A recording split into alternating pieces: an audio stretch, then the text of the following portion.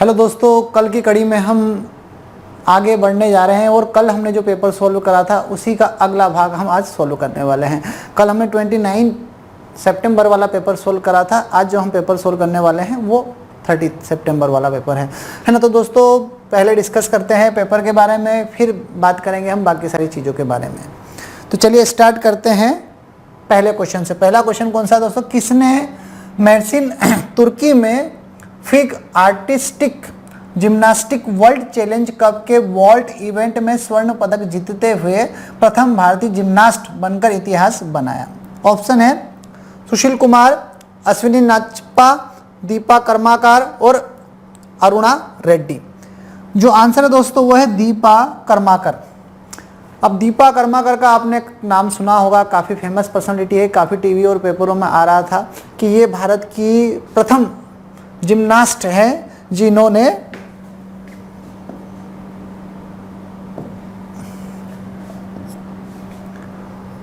Gold medal जीता है। कहां पर? तुर्की में, तुर्की के शहर मेर्सिन। तो मेर्सिन एक शहर है तुर्क का जहां पर ये आयोजन हुआ था, जहां पर इन्होंने गोल्ड तमगा हासिल करा। ये कहां की है? तो ये है त्रिपुरा। कहां की?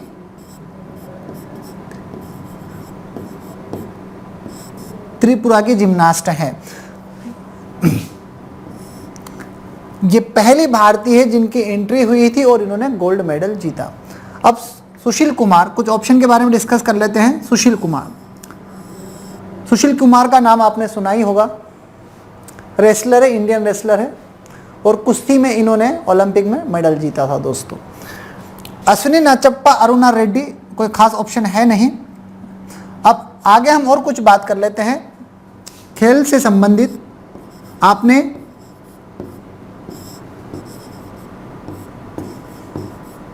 हिमा दास का नाम भी सुना होगा। इन दिनों पेपरों में इनका नाम आया था क्योंकि इन्होंने 20 दिनों में 5 गोल्ड मेडल जीते थे। कितने दिनों में?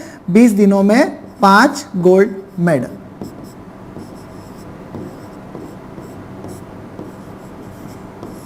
तो हिमा दास। एक और नाम आपने सुना होगा काफी, मेरी कॉम।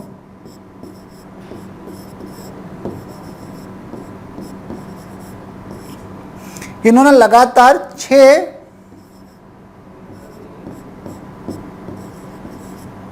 गोल्ड मेडल जीते हैं।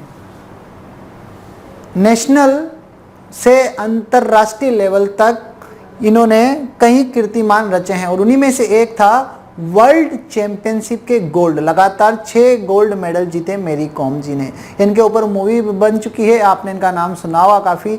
ये मुक्केबाज है, भारत की प्रसिद्ध मुक्केबाज है जो लगातार पिछले 6 सालों से वर्ल्ड चैंपियनशिप जीतती हुई आ रही है। तो हिमा दास जिन्होंने 20 दिन में 5 गोल्ड मेडल जीते, मेरी कॉम जिन्होंने 6 गोल्ड मेडल लगातार जीते। उसके अलावा इन्होंने ओलंपिक में भी मेडल जीता था और अलग अलग प्रतियोगिताओं में काफ़ी कीर्तिमान है इनके। मेरी कॉम के अलावा एक और नाम आता है जो काफ़ी फेमस है और उनका जो नाम है आपने देखा होगा। तो पूर्व जो रेस हुई थी 100 मीटर की जो दौड़ हुई थी उसमें नाम आया था, उनका नाम था दूली चंद। तो 100 मीटर की जो रेस हुई थी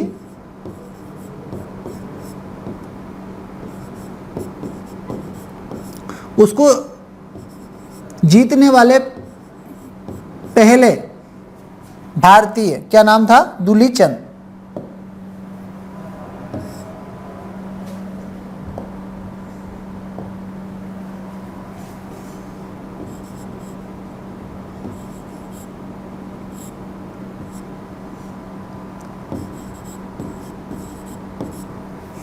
तो नाम याद रखिएगा दोस्तों, किसी भी एग्जाम में पूछी जा सकती है। फिलहाल तो हम जिसकी तैयारी कर रहे हैं उसके पॉइंट ऑफ व्यू से ही याद रखना जरूरी है। पर ये जो नाम है हिमा दास जी का, 20 दिनों में 5 गोल्ड मेडल। मेरी कॉम लगातार 6 साल से वर्ल्ड चैंपियनशिप जीतती आ रही है। उसके अलावा दूली चंद जी जिन्होंने 100 मीटर की रेस में पहली बार भारत की तरफ से गोल्ड मेडल जीता था। एक और नाम आ सकता है, वो है साक्षी मलिक।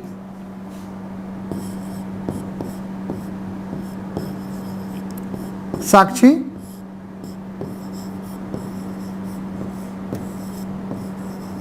मलिक का, ठीक है। ये भी भारतीय पहलवान है जिन्होंने ओलंपिक में पहली बार मेडल जीता था भारत की तरफ से, मतलब कोई लेडी पहलवान फर्स्ट टाइम इन्होंने मेडल जीता था। साक्षी मलिक का भी नाम आ सकता है। उसके अलावा तो ये लिस्ट काफ़ी लंबी है, ठीक है। तो यहाँ पर हम सिर्फ दीपा कर्माकर, हिमा दास, मेरी कॉम, उन्हीं लोगों के बारे में बात कर रहे हैं जिन्होंने कुछ पहली बार अचीवमेंट करे थे। तो ये याद रखिएगा दोस्तों, भूलना नहीं है। अब हम आगे बढ़ते हैं सेकंड वाले क्वेश्चन पे।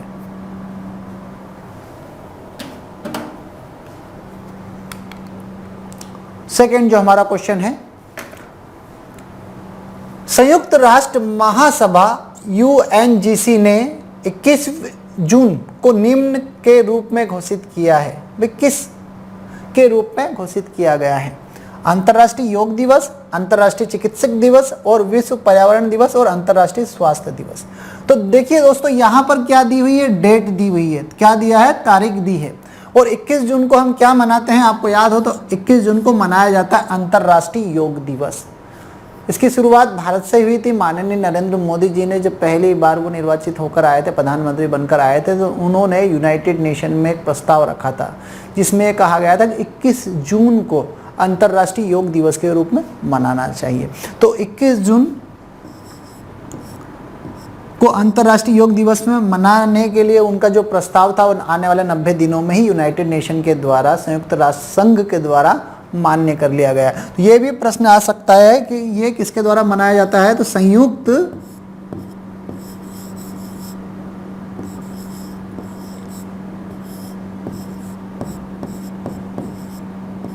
राष्ट्र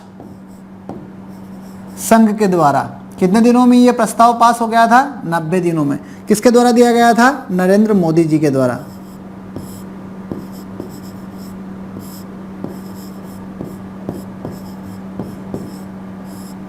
क्यों मनाया जाता है अंतर्राष्ट्रीय योग दिवस?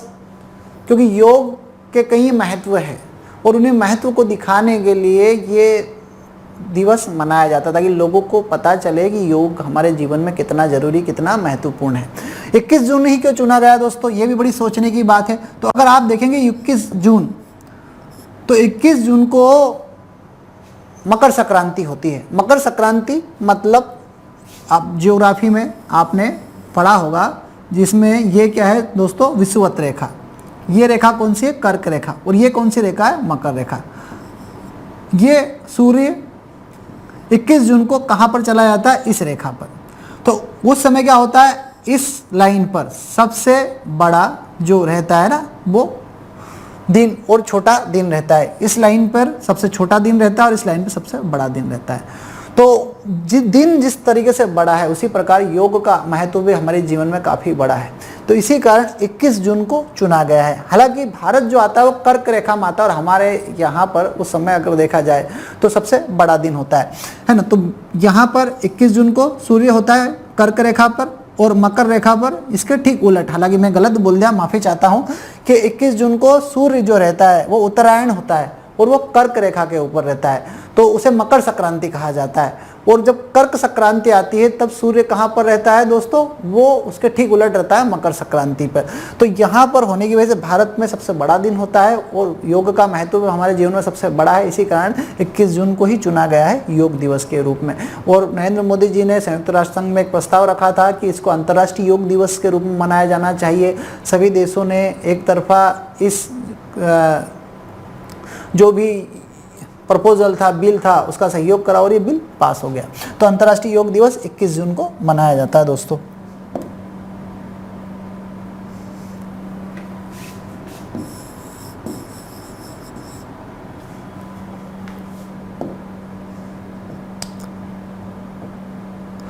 अब बाकी दिवस के बारे में बात कर लेते हैं। अंतर्राष्ट्रीय चिकित्सक दिवस कब मनाया जाता है? ये भी याद रखिएगा, आ सकता है 1 जुलाई।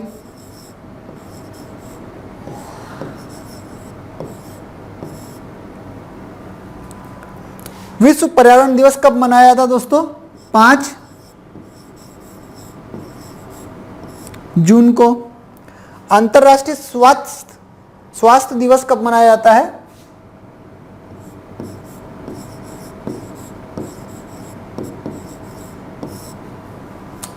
17 अप्रैल को। तो ये कुछ दिवस है जो हम मनाते हैं, ठीक है, 5 जून को विश्व पर्यावरण दिवस, अंतर्राष्ट्रीय चिकित्सक दिवस 1 जुलाई को, अंतर्राष्ट्रीय योग दिवस 21 जून को और अंतर्राष्ट्रीय स्वास्थ्य दिवस 7 अप्रैल को। 7 अप्रैल को।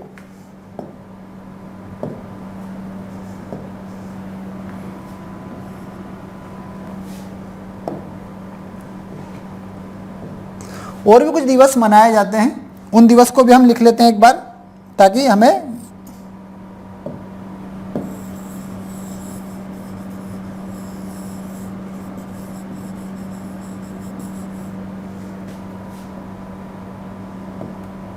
उन्हें याद करने में आसानी हो।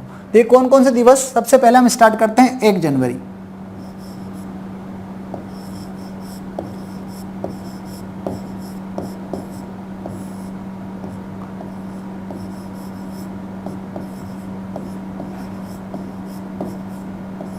न्यू ईयर, 1 जनवरी को हर साल हम क्या मनाते हैं दोस्तों? New year. फिर 9 जनवरी क्या मनाया जाता है?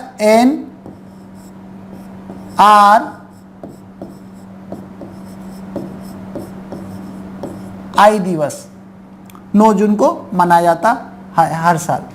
ठीक है, ये याद रखिएगा। NRI दिवस किन लोगों के लिए मनाया जाता है? उन लोगों के लिए मनाया जाता है जो हमारे देश से बाहर रहते हैं, मतलब भारत से बाहर बसने वाले लोगों की याद में मनाया जाता है NRI दिवस।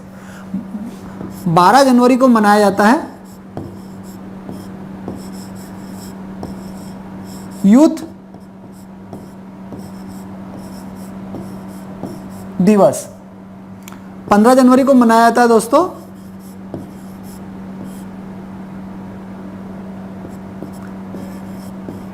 सेना दिवस या आर्मी डे। 30 जनवरी को मनाया जाता है शहीद दिवस। अब शहीद दिवस में ज़्यादातर बच्चे कंफ्यूज हो जाते हैं। 2 शहीद दिवस मनाए जाते हैं, एक महात्मा गांधी शहीद दिवस और एक शहीद भगत सिंह दिवस। तो याद रखिएगा कि अगर महात्मा गांधी वर्ड दिया हुआ है तो उसे क्या कहा जाएगा? महात्मा गांधी शहीद दिवस। अगर भगत सिंह जी का शहीद दिवस दिया है तो आप ऐसा ना कि उसको 30 जनवरी करके आ जाए, क्योंकि 30 जनवरी को महात्मा गांधी जी की हत्या कर दी गई थी और 23 मार्च को शहीद भगत सिंह जी को फांसी दी गई थी। तो डेट में किसी भी प्रकार का कन्फ्यूजन नहीं होना चाहिए, याद रखिएगा आप। अब चलते हैं हम फरवरी में। 28 फरवरी को साइंस डे।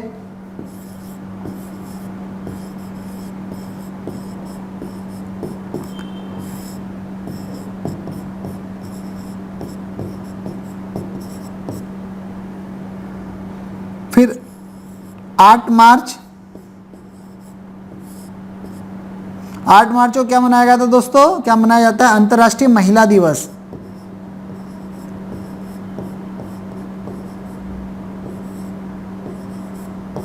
अंतर्राष्ट्रीय महिला दिवस। 15 मार्च को क्या मनाया जाता है? अंतर्राष्ट्रीय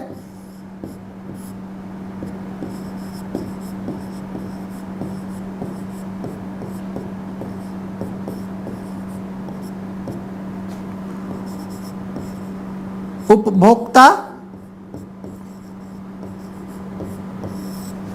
दिवस। अब उपभोक्ता दिवस भारत में अंतर्राष्ट्रीय भी मनाया जाता है और राष्ट्रीय भी मनाया जाता है, दोनों की डेट अलग अलग है और दोनों का ही जिक्र 10th क्लास की बुक में करा गया है। स्टेट बोर्ड की जो बुक में दिया गया रहता है वो काफ़ी इंपॉर्टेंट होता है, ज़्यादातर जो प्रश्न है वहीं से बनते हैं। तो याद रखिएगा 15 मार्च को क्या मनाया जाता है? अंतर्राष्ट्रीय उपभोक्ता दिवस। राष्ट्रीय उपभोक्ता दिवस हम कब मनाते हैं? तो राष्ट्रीय उपभोक्ता दिवस हम मनाते हैं 24 दिसंबर को। कब मनाते हैं दोस्तों? 24 दिसंबर को। तो यहाँ पर डेट में कन्फ्यूजन ना हो किसी प्रकार का, मतलब ऐसा है अगर मान लीजिए आपने अंतर्राष्ट्रीय और राष्ट्रीय उपभोक्ता दिवस को मिक्स कर दिया तो फिर आपका प्रश्न उलझ जाएगा और आप भी उलझ जाएंगे, आपको भी सीधी सी बात है समझ में आ नहीं पाएगी यार कब क्या है। ठीक है, अब अगला है 22 अप्रैल को पृथ्वी दिवस।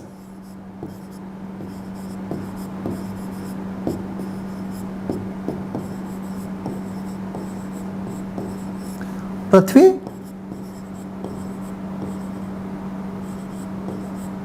दिवस। 1 मई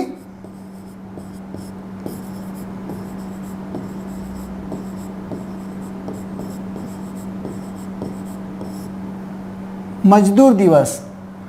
ठीक है, 5 जून पर्यावरण हो ही गया है, 21 जून को हो ही गया है अंतर्राष्ट्रीय, जुलाई भी हो ही गया है। ठीक है, तो जुलाई हो गया। अब जुलाई के बाद में जून, जुलाई, अगस्त आ जाते हैं। अगस्त में 15 अगस्त को हम क्या मनाते हैं? आज़ादी दिवस के रूप में मनाते हैं। अगस्त के बाद में आता है सितंबर। सितंबर में हम क्या मनाते हैं? सितंबर में 5 सितंबर को हम मनाते हैं टीचर्स डे। 5 सितंबर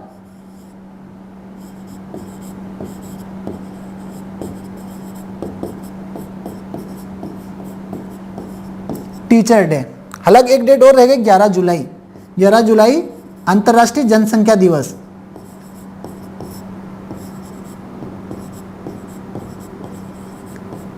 क्यों मनाया जाता है? ये इसलिए मनाया जाता है कि 11 जुलाई को दुनिया की जो आबादी है वो 5 अरब हुई थी। तो इस कारण 11 जुलाई 1985 से ये स्टार्ट हुआ, जहाँ से आज तक इसी तारीख को हम क्या मनाते हैं? अंतर्राष्ट्रीय जनसंख्या दिवस के रूप में मनाते आ रहे हैं। तो ये जुलाई हो गया, अगस्त हो गया, सितंबर हो गया। अक्टूबर में हम क्या मनाते हैं? गांधी जयंती। 2 अक्टूबर गांधी जयंती। ठीक है, नवंबर में क्या मनाया जाता है? बाल दिवस। तो वो भी याद रखिएगा आप, 14 नवंबर को बाल दिवस मनाया जाता है।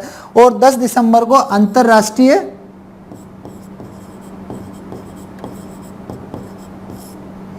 मानव अधिकार दिवस। मानव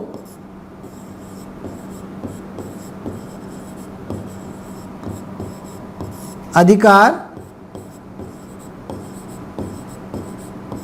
दिवस। और 24 दिसंबर को मैंने अभी आपको क्या बताया था? राष्ट्रीय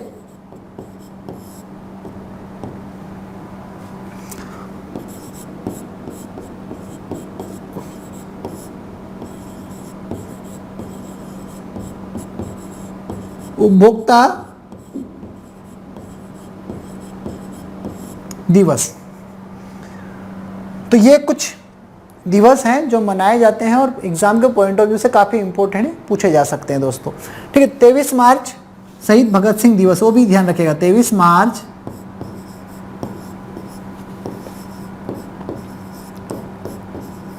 शहीद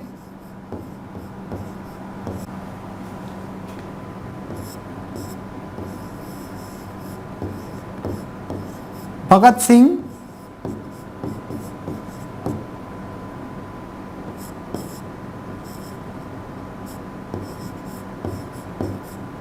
दिवस। अब चलते हैं हम तीसरे प्रश्न की तरफ दोस्तों। निम्नलिखित में से किस सिंचाई प्रणाली पर मध्य प्रदेश सिंचाई क्षमता सुधार परियोजना केंद्रित है?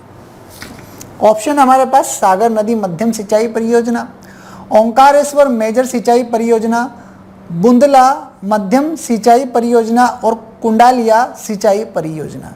इसका आंसर दोस्तों कुंडालिया सिंचाई परियोजना। ठीक है, इसी सिंचाई योजना के माध्यम से मध्य प्रदेश में राजगढ़ और आगर मालवा के जिलों पर सिंचाई की परियोजना प्रस्तावित है, जहां पर किसानों को अधिक से अधिक सिंचाई के लिए पानी उपलब्ध करवाना है। कब स्टार्ट हुई थी दोस्तों? 2015 में। कौन सी नदी के ऊपर है ये? काली सिंध नदी के ऊपर।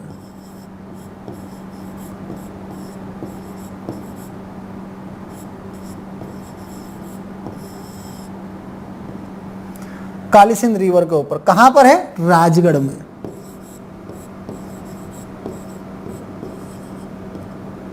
इसको अटल बांध भी कहा जाता है, अटल बांध परियोजना। अटल बांध परियोजना के नाम से भी इसे जाना जाता है दोस्तों, परियोजना। कितनी हाइट है इसकी? लगभग 120 फीट के आसपास इसकी हाइट आकी गई है। 42 मीटर की ऊंचाई है इस डैम की। तो कुंडालिया सिंचाई परियोजना सरकार के द्वारा मध्य प्रदेश सिंचाई विभाग के द्वारा ये योजना प्रस्तावित है, जिसमें काली सिंध नदी के ऊपर डैम बनाया गया है। कहाँ पर? राजगढ़ जिले में। अब और भी कुछ नदी और हम डैम की बात कर लेते हैं। ठीक है, कौन कौन सी नदियों पे कौन कौन से डैम है वो हम जिक्र कर लेते हैं, ताकि इससे संबंधित कुछ प्रश्न आता है तो हमारा प्रश्न आसानी से बन जाए, आसानी से हल हो जाए। ठीक है, नदी की बात करें सबसे पहले हम नर्मदा की बात करते हैं, मध्य प्रदेश की जीवनदायिनी। नर्मदा के ऊपर कौन कौन से डैम है? तो पहला है सरदार सरोवर,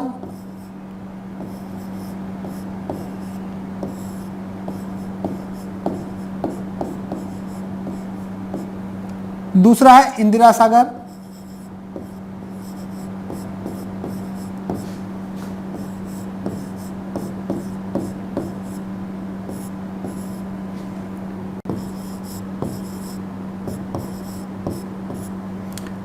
फिर गंगा की बात करते हैं हम।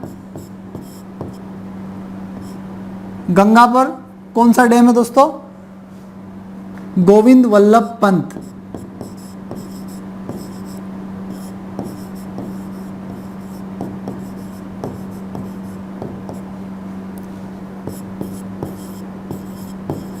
टिहरी, भागीरथी और अलकनंदा।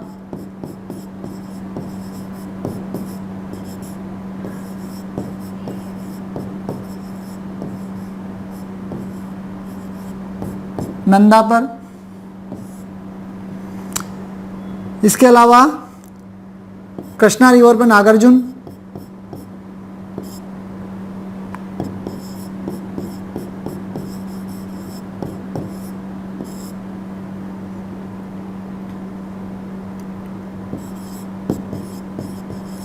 मेट्रू डैम कावेरी पर,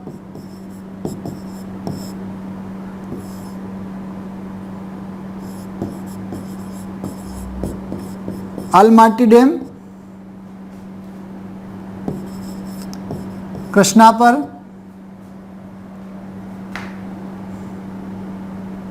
है ना। ये कुछ इंपॉर्टेंट डैम है दोस्तों। सतलुज पर,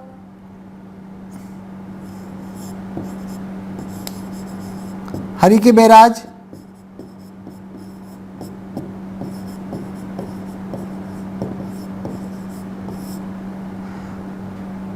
चंबल पर, मध्य प्रदेश का इंपॉर्टेंट है राणा सागर और रंजीत सागर। ठीक है, ये डैम है। तो मध्य प्रदेश के पॉइंट ऑफ व्यू से नर्मदा पे बने हुए डैम और चंबल, है ना, ये कुछ डैम है जो आप याद कर लीजिएगा, इनसे संबंधित प्रश्न एग्जाम में आ सकते हैं। अब आगे चलते हैं हम फोर्थ वाले क्वेश्चन पे। प्रतिष्ठित पर्यटक स्थल विकास परियोजना के तहत पर्यटन मंत्रालय द्वारा मध्य प्रदेश में विकास के लिए को चयनित किया गया है? ग्वालियर को, भीमबेटका को, सांची को या खजुराहो को? तो आंसर है दोस्तों खजुराहो। किसका चयन किया गया है? खजुराहो का। अब खजुराहो का चयन क्यों करा गया? खजुराहो एक प्रसिद्ध स्थल है मध्य प्रदेश में, मतलब काफ़ी प्रसिद्ध स्थलों में से एक माना जाता है और यहाँ पर देश विदेश के लोग समय समय पर घूमने के लिए आते हैं। अब खजुराहो में क्या प्रसिद्ध है? खजुराहो प्रसिद्ध है मंदिर के लिए। किसके लिए प्रसिद्ध है दोस्तों? मंदिर के लिए। किसके द्वारा बनाए गए थे? चंदेल वंश के द्वारा।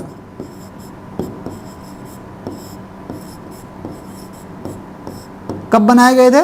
950 से 1050 ईस्वी तक।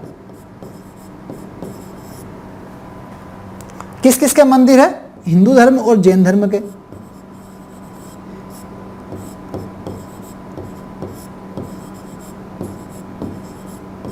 जैन धर्म से संबंधित मंदिर है।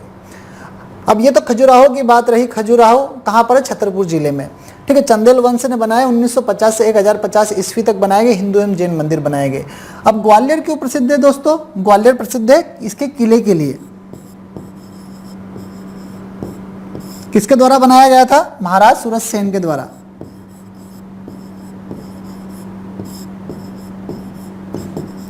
हालांकि मानसिंह द्वारा भी बनाया गया था, महाराज मानसिंह द्वारा बनाया गया था गुजरी महल।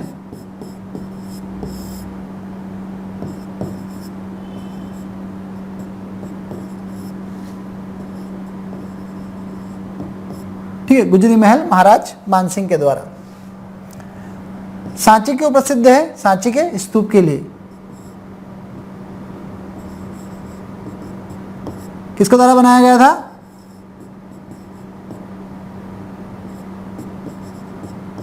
अशोक के द्वारा। भीमबेटका क्यों प्रसिद्ध है? चित्रकला के द्वारा। चित्रकला के कारण। किसके द्वारा बनाई गई थी? आदि मानव के द्वारा।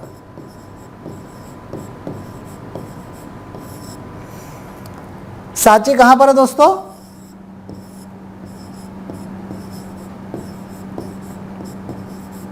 रायसेन में। भीमबेटका कहां पर है?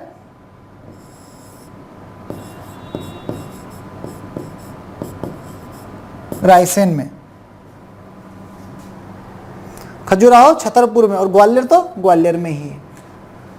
ठीक है, तो प्रतिष्ठित पर्यटक स्थल विकास परियोजना के तहत पर्यटन मंत्रालय द्वारा मध्य प्रदेश में विकास के लिए खजुराहो का चयन किया गया है।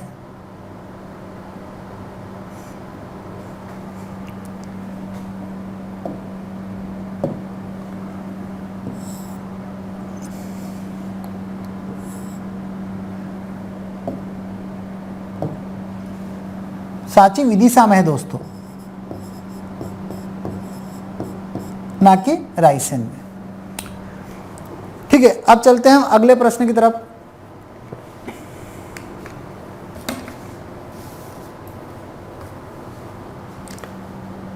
निम्नलिखित में से किस योजना के तहत प्रति बूंद अधिक फसल अवधारणा आती है? प्रधानमंत्री वय वंदना योजना, प्रधानमंत्री कृषि सिंचाई योजना, अंत्योदय योजना, त्वरित सिंचाई लाभ कार्यक्रम। ठीक है दोस्तों, इसका सही जो उत्तर है प्रधानमंत्री कृषि सिंचाई योजना। इसमें क्या है? एवरी ड्रॉप पर क्रॉप, इसका एक नारा है जिसमें बताया गया है कि हर बूंद फसल के लिए जरूरी है। ये योजना कब स्टार्ट करी गई? 2015 में माननीय नरेंद्र मोदी जी के द्वारा स्टार्ट करी गई थी। इसमें किसानों को सिंचाई से संबंधित जो भी सारी समस्या है उन्हें दूर करने के लिए और लोन जो भी है ऋण सिंचाई से संबंधित वो प्रदान किया जाता है किसानों को। तो प्रधानमंत्री कृषि सिंचाई योजना स्टार्ट करी गई थी। ठीक है, इसके बारे में हम इससे पहले वाले पेपर में भी डिस्कस कर चुके हैं, उसमें भी इससे संबंधित प्रश्न आया था। ठीक, अब प्रधानमंत्री वय वंदना योजना क्या है? तो प्रधानमंत्री वय वंदना जो योजना है 2017 में स्टार्ट करी गई थी, LIC के माध्यम से स्टार्ट करी गई थी प्रधानमंत्री जी द्वारा। इसमें क्या है? एक मुश्त में जो वृद्ध लोग हैं जिनकी उम्र 60 साल है वो एक मुश्त में पैसा डालकर बाकी जीवन क्या ले सकते हैं? पेंशन ले सकते हैं।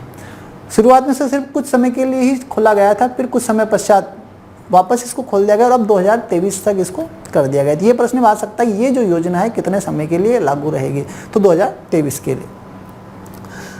अंत्योदय योजना 2000 में स्टार्ट करी गई, सन 2000 में इसकी शुरुआत हुई थी। इसमें क्या है कि गांवों में रहने वाले लोगों को जो किसी भी कार्य में दक्ष नहीं है उनको कौशल विकास करा जाए उनका, और ताकि वो अपनी कमाई का साधन साध सके। तो इसलिए योजना स्टार्ट करी गई, अंत्योदय योजना। अब त्वरित सिंचाई लाभ कार्यक्रम कब स्टार्ट हुआ था? ये हुआ था 1996-97 में, 1996 और 1997 में स्टार्ट करा गया था। इसमें ऐसे सिंचाई के साधन जुटाए गए थे जिससे सिंचाई काफ़ी आसानी से हो सके और कम समय में सिंचाई करी जा सके, तो वो सारे इसमें अपनाए गए थे। ठीक, अब 6 वाला क्वेश्चन, 6 नंबर, 2018 में मरणोपरांत किस सर्वश्रेष्ठ अभिनेत्री को राष्ट्रीय पुरस्कार से सम्मानित किया गया था? रीमा लागू, श्रीदेवी, नरगिस राबदी या जोहरा सहगल? तो यहाँ पर आंसर है दोस्तों श्रीदेवी। आप सभी को पता ही हुआ श्रीदेवी एक विख्यात अभिनेत्री थी हिंदी सिनेमा की। हिंदी सिनेमा के साथ में इन्होंने कई अलग अलग भाषाओं में काम किया था। हिंदी में इन्होंने 62 फिल्में करी थी, फिर तमिल, तेलुगु, कन्नड़,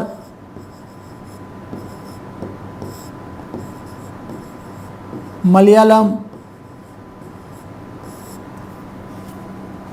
ऐसी भाषाओं में इन्होंने काफ़ी फिल्में करी थी। इनको 2018 में राष्ट्रीय पुरस्कार से सम्मानित करा गया था। अब ये जो राष्ट्रीय पुरस्कार ये काफ़ी महत्वपूर्ण होते हैं दोस्तों, और इनसे संबंधित हमेशा प्रश्न आते हैं। तो अभी तो 2020 के आए नहीं हैं, कोरोना की वजह से पोस्टपोन कर दिए गए हैं। 3 मई को इनका था आयोजन, पर कोरोना की वजह से इनकी जो डेट है वो आगे बढ़ा दी गई है। तो कभी अगर इनकी घोषणा हो जाए, वैसे तो हम लेक्चर बना देंगे उस पर फिर भी कहीं ऐसा है कि अगर रह जाए तो आप ही अपने स्तर से पता कर लीजिएगा, छूटना नहीं चाहिए। तो काफ़ी इंपॉर्टेंट टॉपिक है ये जल प्रहरी के हिसाब से, ठीक है। तो श्रीदेवी जी को मिला था अभिनेत्री का, अभिनेता कौन थे? तो अजित कुमार।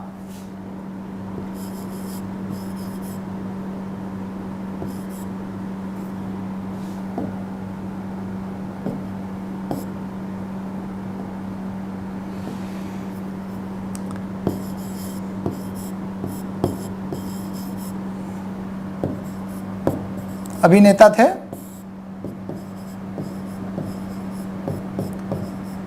अजित कुमार। आपने इनकी मूवी देखी होगी विवेगम, उसके लिए इनको अभिनेता के लिए अवार्ड मिला था, विवेगम के लिए, ठीक है। तो ये तो 2018 की बात है। अब 2019 में किस किस को मिले वो भी हम डिस्कस कर लेते हैं। तो 2019 में जो अभिनेत्री थी और अभिनेता,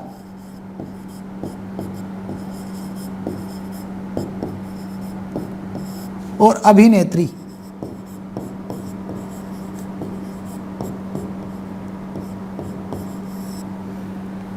ठीक है। अभिनेता के लिए जो अवार्ड मिला था दोस्तों वो 2 लोगों को मिला था। एक आयुष्मान खुराना, मेरे फेवरेट है ये,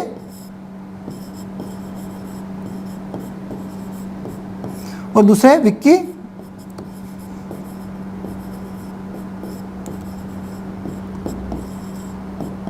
कौशल। दोनों किस किस मूवी के लिए मिला था? आयुष्मान खुराना को अंधाधुन के लिए और विक्की कौशल को उरी द सर्जिकल स्ट्राइक, देखी होगी आपने। तो आयुष्मान खुराना और विक्की कौशल, इन दोनों को दिया गया था 2019 का राष्ट्रीय सम्मान। अब ये भी ध्यान रखिए, ये भी पूछा जा सकता है कौन से नंबर का था। तो ये था 55th, और ये जो थे वो कौन से दोस्तों? 66, मतलब 1 by 1 चलते हैं। और राष्ट्रीय पुरस्कार किसकी तरफ से दिए जाते हैं? राष्ट्रीय पुरस्कार जो दिए जाते हैं वो दिए जाते हैं सेंट्रल गवर्नमेंट की तरफ से। इससे बहुत सारे प्रकार के अवार्ड होते हैं, जिसमें हम फिल्म फेयर की बात कर सकते हैं, आईफा की बात कर सकते हैं, और भी अलग अलग प्रकार के अवार्ड्स की बात कर सकते हैं। तो ये जो अवार्ड है भारत सरकार की तरफ से दिया जाता है, और खासकर उन्हीं लोगों को दिया जाता है जिनका राष्ट्रीय लेवल पर अच्छा परफॉर्मेंस हो। मतलब ये जो प्रायोजित है सरकार की तरफ से प्रायोजित है। तो इसमें हर साल खासकर अप्रैल और मई में इसका आयोजन होता है, और अप्रैल और मई में दिया जाता है। अब जो इस साल का था मई में हो नहीं पाया, तो अब का जो अगर होता तो कौन से नंबर का होता, ये भी ध्यान रखिएगा। पूछा जा सकता है कि यार इस साल के जो राष्ट्रीय फिल्म महोत्सव थे वो कौन से नंबर के थे? तो कौन से नंबर के होंगे? 67। और 66 का किसको मिला था? आयुष्मान खुराना और विक्की कौशल को। अभिनेत्री कौन थी? वो थी कृति सुरेश।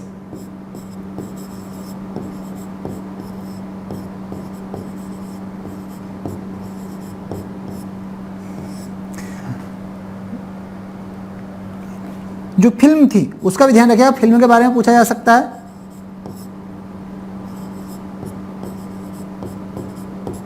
हेलारे, कौन सी फिल्म को दिया गया 2019 का? हेलारे। बधाई हो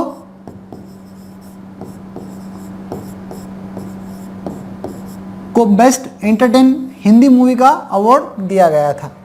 उसके अलावा पद्मावत के संगीत के लिए संजय लीला बंसाली जी को अवार्ड दिया गया था।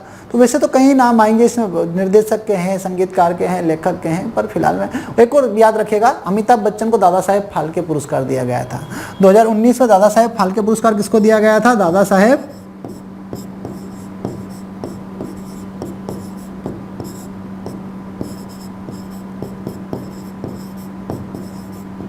अमिताभ जी को। दादा साहेब फाल्के पुरस्कार क्यों दिया जाता है दोस्तों? कि भारत में सबसे पहले फिल्मों का जो निर्माण करा था दादा साहेब फाल्के ने करा था। तो इसी कारण उनकी याद में, उनकी स्मृति में ये अवार्ड दिया जाता है। दादा साहेब फाल्के पुरस्कार एक लाइफ टाइम अचीवमेंट टाइप का अवार्ड होता है, जो गिनती के ही लोगों को दिया जाता है, और खासकर इसलिए दिया जाता है कि उनका जो योगदान है फिल्मी क्षेत्र में वो काफ़ी सराहनीय होता है, इस कारण दिया जाता है। ठीक है, अब हम आगे बढ़ते हैं।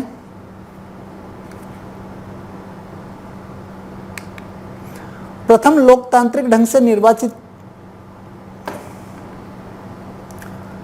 साम्यवादी सरकार का गठन में हुआ था। 1958 में केरल में, 1957 केरल में, 1957 पुडुचेरी में और 1957 त्रिपुरा में। तो इसका आंसर है 1957 केरल में। केरल में सबसे पहले साम्यवादी सरकार बनी थी, मतलब चुनाव में साम्यवादी पार्टी की जीत मिली थी और निम्बूद्री करके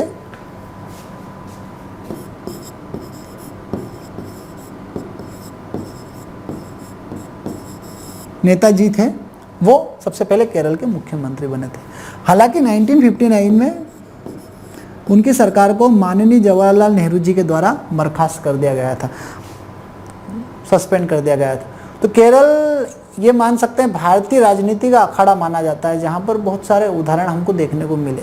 सबसे पहले ईवीएम मशीन का जो था, इलेक्ट्रॉनिक मतपेटी का प्रयोग, वो भी केरल में ही करा गया था।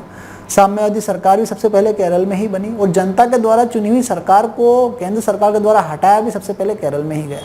केरल में कई प्रकार की पार्टियां हैं, उनका जो काम करने का तरीका भी वो अलग अलग पाया जाता है। केरल ही एकमात्र ऐसा राज्य है जहाँ पर एंग्लो इंडियन के लिए एक सीट विधानसभा में रिजर्व्ड है। कितने मेंबर है विधानसभा में? वहाँ पर 120। और कितनी लोकसभा की सीट आती है वहाँ से? 20। ठीक है। केरल भारत का सबसे दक्षिणतम राज्यों में से एक माना जाता है।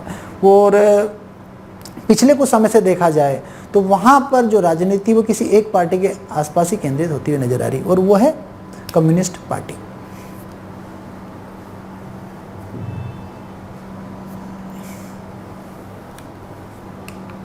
अगला है, मध्य प्रदेश के किस जिले में भारतीय वन प्रबंधन संस्थान स्थित है? इंदौर, ग्वालियर, उज्जैन और भोपाल। अब देखिए, आप गौर करिए, अगर आपने मेरा कल वाला लेक्चर देखा है, कल वाला मीन्स इससे पहले वाला लेक्चर, तो इससे पहले वाला अगर लेक्चर आपने देखा है तो आपको आसानी से याद रह गया होगा। मैंने आपको कल बताया था कि ये काफ़ी इंपॉर्टेंट है, और वो मैंने वन प्रबंधन का आपको बताया था भोपाल में स्थित है। वन प्रबंधन कहाँ पर स्थित है दोस्तों? भोपाल में।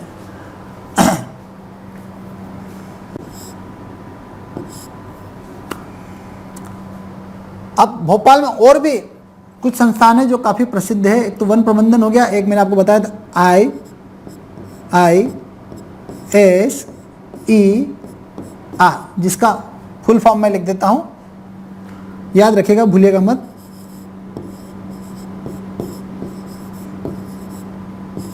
Indian institute of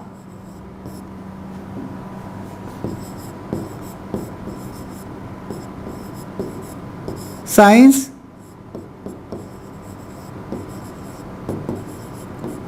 education research. उसके अलावा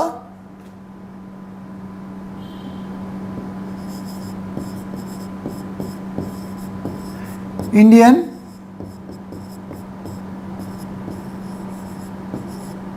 इंस्टीट्यूट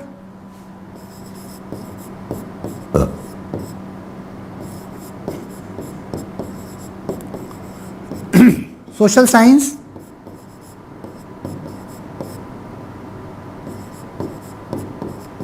सेंटर भी भोपाल में स्थित है। इंदौर का हम कल जिक्र कर ही चुके हैं।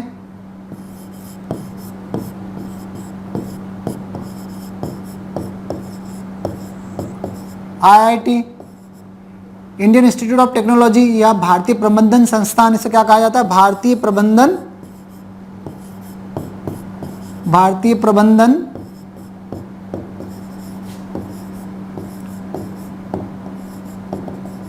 संस्थान भी कहां पर स्थित है? इंदौर में।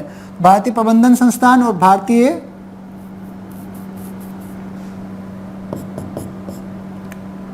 अब एक और खासियत मैं आपको बता देता हूं इंदौर की। इंदौर एकमात्र ऐसा शहर है भारत में जहां पर 3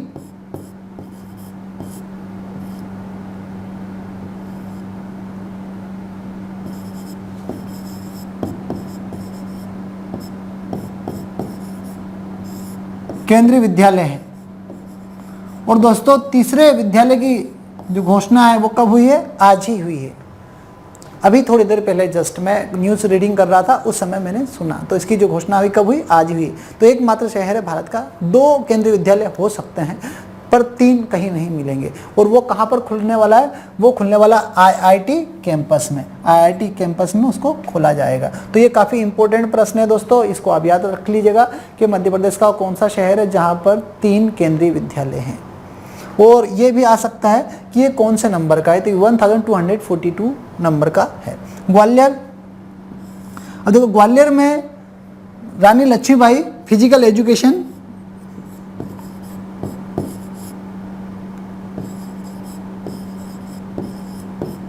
लक्ष्मीबाई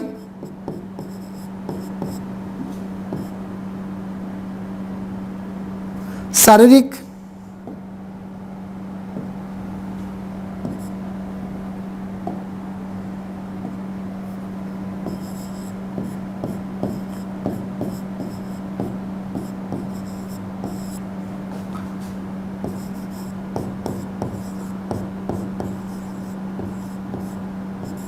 प्रशिक्षण संस्थान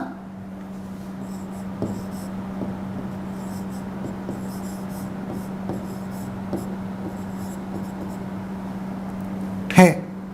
तो याद रखिएगा कि एकमात्र जो रानी लक्ष्मीबाई शारीरिक प्रशिक्षण संस्थान है वो कहां पर है? ग्वालियर में। उज्जैन में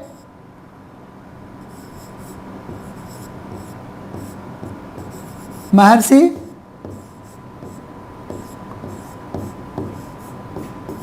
पाणिनि संस्कृत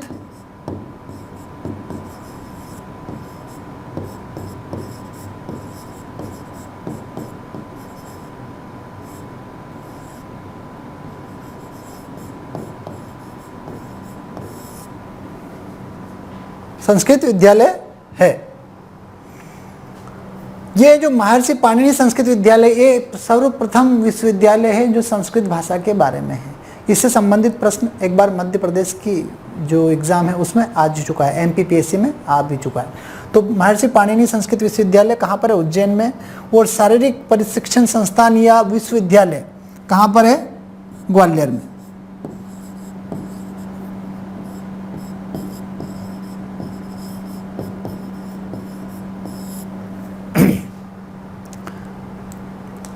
भोपाल तो IISER और Indian institute of social science centre है। अब इसमें से एक प्रश्न और आपको अगले पेपरों में देखने को मिलेगा, तो ये याद कर लीजिए। अगली बार जब मैं उत्तर दूं तो उससे पहले आपका उत्तर निकल कर आ जाना चाहिए।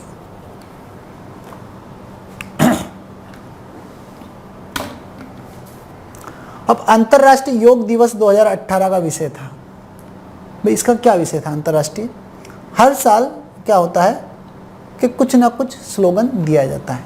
कब से स्टार्ट हुआ है? 2014 में मोदी जी ने यह प्रस्ताव रखा था संयुक्त राष्ट्र संघ के सामने कि 21 जून को अंतर्राष्ट्रीय योग दिवस मनाया जाना चाहिए। 2015 में उसको मान्य कर लिया गया और 2015 में 21 जून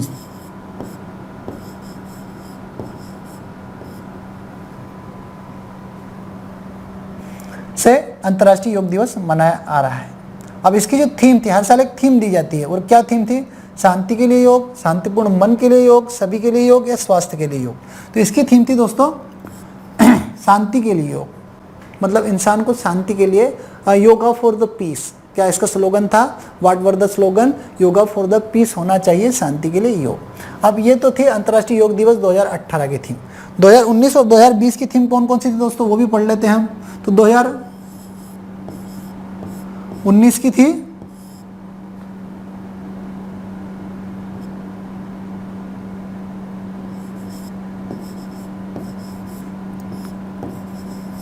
हृदय के लिए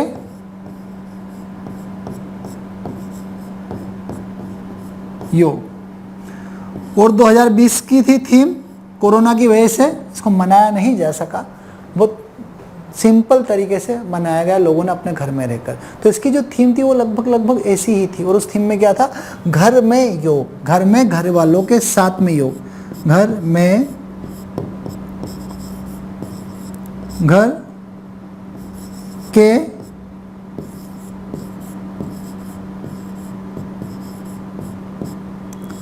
सदस्यों के साथ योग, ये 2020 की थीम थी। तो योग सबसे पुरानी परंपरा है, भारत में ही मनाई जाती है और धीरे धीरे दुनिया भी योग का महत्व समझ रहा है। इसकी शुरुआत संयुक्त राष्ट्र संघ में नरेंद्र मोदी जी के द्वारा दिए हुए वक्तव्य से स्टार्ट हुई है। नरेंद्र मोदी जी ने सभी लोगों से गुजारिश करी थी कि इसको योग दिवस के रूप में मनाया जाना चाहिए। तो तब से लेकर आज तक आप समझ ही सकते हैं कि 5 योग दिवस मनाए जा चुके हैं और दुनिया के लगभग हर देश में योग दिवस मनाया जाता है, मतलब सारे देश में योग दिवस मनाया जाता है। ठीक हमारे यहाँ पर 2015, 2016, 2017 के जो योग दिवस थे वो पूरे देशव्यापी मनाए गए थे। उसके बाद के जो योग थे, हालांकि मनाए दिनों दिन इसमें जो लोगों की है ना, कहते हैं ना, भागीदारी थी वो बढ़ती ही चली गई, पर शुरुआत का जो था वो सरकार के सहयोग से मनाया गया था। पर उसके बाद में क्या है कि आज सरकार तो अपने जो भी कार्यक्रम वो करती ही करती है, पर लोगों ने इंडिविजुअल लेवल पे निजी रूप से इसमें भाग लेना स्टार्ट कर दिया। मतलब ये सबसे बड़ी सफलता है सरकार की कि सरकार ने लोगों को जागरूक करा योग के प्रति, पर धीरे धीरे लोगों को उसका फ़ायदा नज़र आने लगा और आज लोग खुद अपने स्तर से योग कर रहे हैं। तो अंतर्राष्ट्रीय योग दिवस 2018 का विषय था।